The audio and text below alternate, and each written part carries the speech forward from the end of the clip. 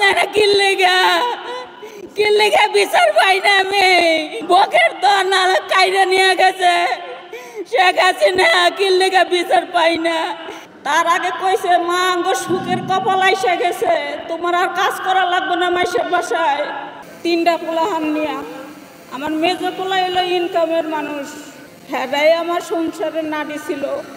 এই পোলাহানের বাসায় কাজ করে মাইসে রুটি দিছে 2টা কইরা, হে 2টা রুটি এনে 2 পোলাহানের 3 পোলাহানের ভাগ করে দিছি, নিজে না খাইয়া থাকছি। অনেক কষ্ট করে পোলাহানের মানুষ করছিলাম, অসুস্থ মাসের কাম করে না কোমরের হাড় হয়ে গেছে, কষ্ট করে মানুষ কইরা হাইরা আমার পোলারা অন্য জীবন দেওয়ার লাগছে।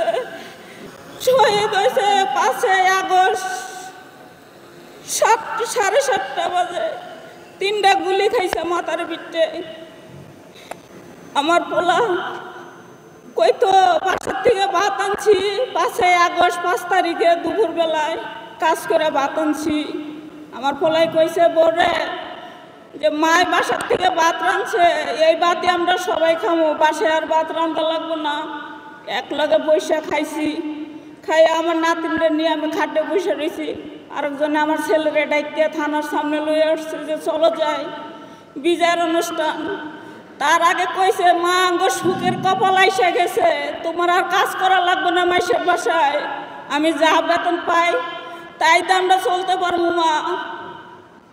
এই কথা কয়ে আমার পোলাই বাইরে এসে ফোন দেয়, আমার পুতের খবর নাই। বউ ফোন দিতেছে, কয় মা আপনার পুত্র তো নাই, বকের দন কাইরে নিয়ে গেছে শেখ হাসিনা কিল্লিগা বিচার পাই না।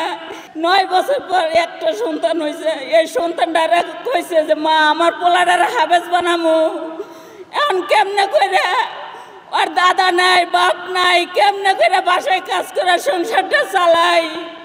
এইভাবে আমার সন্তান জীবন দিল।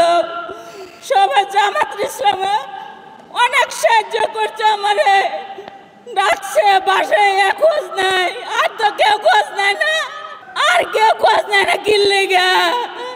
কিল্লিগা বিচার পাই না আমি।